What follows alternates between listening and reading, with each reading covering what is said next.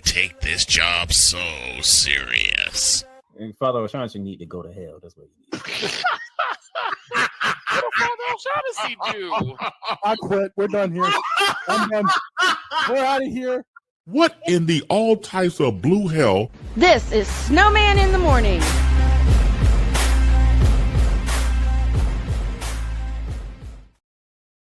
Okay. I called an Audible for a reason. Because of the Playmaker and Cole Johnson. I'm going to make a fear of Playmakers come true. Oh, no. Hey, don't put this on me. Hey, Don't blame me. This is on both of you. That man chose that, and he went that route. Only thing I did was do my part and being a host and make sure he was. You enabled him. You enabled him. No, I didn't label him. Like, this is a thing. When we do our gridiron roundup, he chooses 2 games he wants to talk about. I choose 2 games I want to talk about. I can't make him not choose that one. He's going to do it anyway. Exactly. Even if you tell him no, you're going to do it anyway. Of course. It's his choice. I.e., we need to see it. And y'all need to see this. Okay. I laughed at him about it. Playmaker sent me a note with this clip and said, "My brother, this is for you, courtesy of Cole Johnson. And considering the fact that we have about 13 minutes before Ryan McCoffey comes on, here it is." Oh boy. Nittany Lions nipped again. I'm sorry. Nittany Lions nipped again. Northwestern stuns Penn State. Why me? Why me? Go ahead. I'll let you just go. So Penn State, they traveled back to Happy Valley from Pasadena when they got Valley. Unhappy Valley. where they got whooped to the tune of giving up 280 yards on the ground in a 42-37 loss in which they were behind 27-7 at the half of that game. They came home, correct me if I'm wrong, were they a 21-point or 24-point favorite? So against the winless UCLA Bruins last week, there was a 24.5-point favorite. Okay, so they're 24.5-point favorite. So they were 21-point favorite in this game. Okay. They flew home as a 20.5-point favorite. Mm-hmm. And this happened. Yes. So we were thinking, okay, well, they took it on the chin the last time they played at home to Oregon. It was a tough, hard-fought game, but they lost it in overtime to a bad decision by Drew Allar. We'll talk about him in a second. They travel over across the country. They basically have shown that they have no defensive line presence because they got ran over 280 yards in that L there. They fly back to Sad Valley to face a hapless Northwestern squad. And although they went into halftime leading 14-13, let's be completely honest. They put forth, talking about Penn State, a putrid performance. An absolute dumpster fire of a performance. 22-21 was the final score. Northwestern beats Penn State, and Penn State goes down for a 3rd consecutive game. Northwestern. This is the worst of the 3 L's they took. Now, yes, the UCLA loss was bad enough because they were a winless team before the dub. But at least that was in the Rose Bowl. This was at home against a team against a team one person expects to win every game that Northwestern plays. Not even that person expects them to win one game. No, he may vote against them, but I know he thinks Northwestern is in every single game. Sure, him and Mike Greeny was looking stupid at TV. Is that the right? I'm sorry. Well, yeah, Yeah, but yeah, I would think even Greeny would say, I don't think so. But the one that you're talking about, we know personally, and he probably would say, I was feeling upset here. No. Oh Lord. I confirmed that on Monday. I was on the show Monday. So, Lord have mercy. That's You're looking at the TV like, hold on. Did they do did they make a mistake? Did the scorekeeper make a mistake? No, that's the right score. No, that's the right score. No, that's the final score. No, that is that is it. Northwestern wins. That's like I say, had him and Mike Green looking stupid at the TV. Did we just win? Yes. Yes, you did win. You definitely did win. Oh my goodness. Now, unfortunately for Drew Allard, he is gone for the season. Yeah, he is gone for the season. That's the messed up part. That is the messed up part about the whole thing. He's gone for the year. But I'll say this: Northwestern, I guess Penn State they lost to a good team. They're 2-1 in the Big Ten, and they're 4-2 overall. And by the way, Coach Johnson wants to thank Northwestern for one thing. What's the one thing I want to thank him for? Oh, this hurts my heart. Penn State.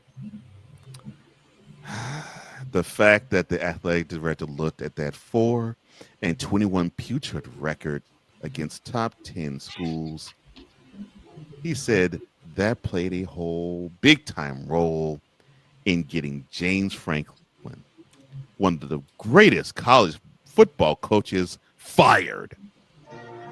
No. This is where I call BS on the AD. He received he received the big slip the day after the game and the loss to Northwestern. Okay, so why are you calling BS on the AD? You just said it.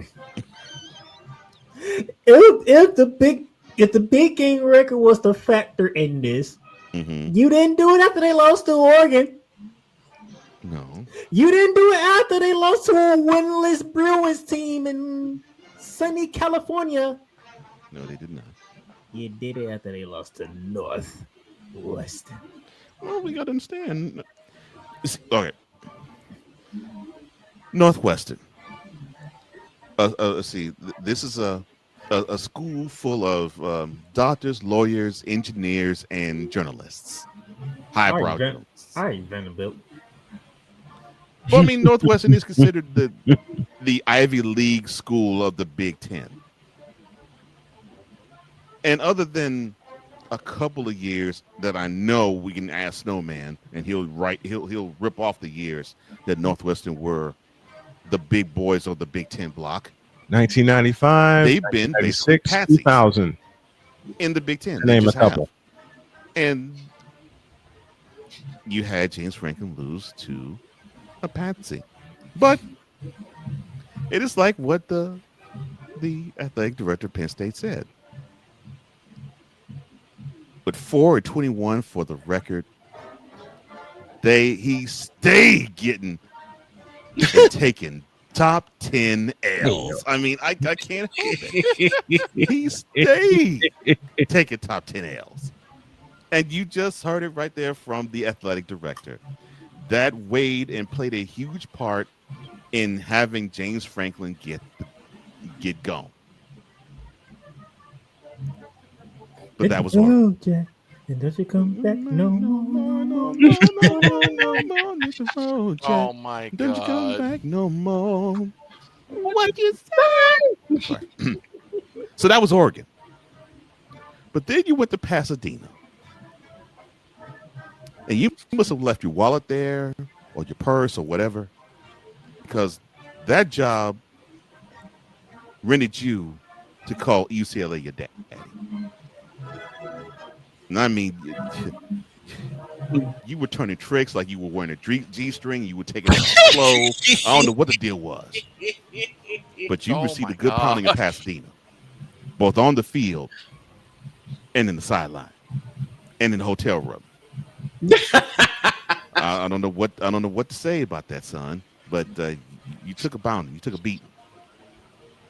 And then you went back home. You figured you'd be great, but unfortunately, Northwestern, you had to admit, I get ran through. Oh. I don't understand it. I don't understand. You were whole for.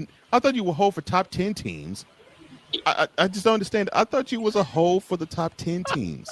That you just laid down for them.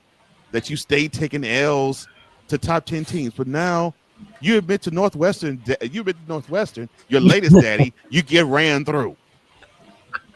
Where does he come up with this stuff? I don't understand it. How you get ran through? And then you got fired. And you got fired. It actually pissed me off. It pissed me off because I was waiting to unveil this in 3 weeks' time. I was waiting to unveil this one. Ohio State is the best sex I ever had. Oh, gosh. Because we knew Ohio State and Columbus was going to give you that work. And then you were going to be walking like you're going to be walking as if you received the biggest pounding of your life.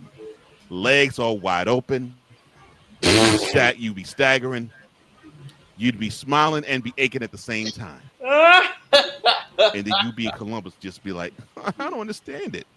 Every time I come to the Columbus and every time I see this team, except for once, I received the biggest pounding of my life. It's like they think I'm a porn star. I don't get it. Ohio State is the best sex you've ever had, but you don't get a chance to sample from that fruit this year because you decided to play so bad everywhere else. You decided to have other daddies in Pasadena and in Evanston. That it wasn't that you stayed taking top 10 L's. You said that you had UCLA mount you and had you be close to say that you his daddy. You said to the Northwestern daddy you get ran through, and now you won't ever get to say to your big daddy that Ohio State is the best sex you ever had. Why is he doing James Franklin like this? Oh my gosh. Why is he doing him?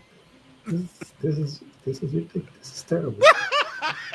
What is going The on? evisceration of one man by Cole Dear Johnson. God. Good grief. Oh my! I have no idea what's going on anymore.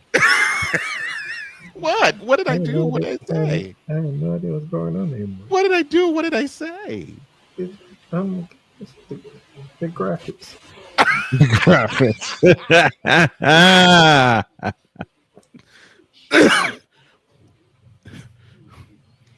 But I mean, If you listen on the Real Rise Radio, you do not understand what's going on unless you come over to the YouTube channel and watch the video. No. Oh my gosh, this man here is out of control.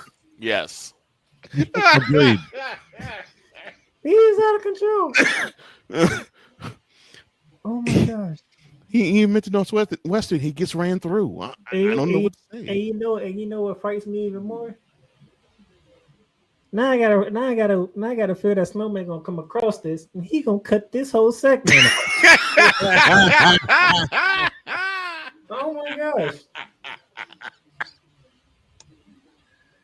Be careful what you wish for. It did get cut out, but Playmaker gave me a huge assist Oh my god. when he sent it to me. And Playmaker, your reaction in that segment. I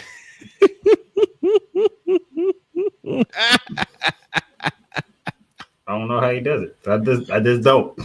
I just don't. I mean, he just completely threw James Franklin so far under the bus, the rear tires spit him back to Riley Reid's office in Los Angeles, where he belongs. Yeah. Yeah, agreed. But to Cole Johnson, and I had a chance to talk to the master himself this morning, And I showed him all the love in the world because my first sentence when I got him on the phone was, "You're an idiot." And he starts laughing. Of course he did. Because yeah, he knew why I was going to playfully cuss him out. That man. I can't believe he said, oh, man. The evisceration of a head coach as per by Cole Johnson. We got a break. Evisceration and evaporation of a head coach because ain't nothing left. I'm going to start calling Cole Johnson Cole Cube, Ice Cube. That was if y'all think that was something, today is season 4 Shooting Lights Out. Oh, Jesus. I'll be there. I'll be there too. I'll have my headphone. If I'm in the kitchen working, I'll have my headphones on, but I'll be there. I'll be there. We got a break. And when we come back, the return of the Irish supervillain, Ryan McCoffey. Introduce. This is Snowman in the Morning.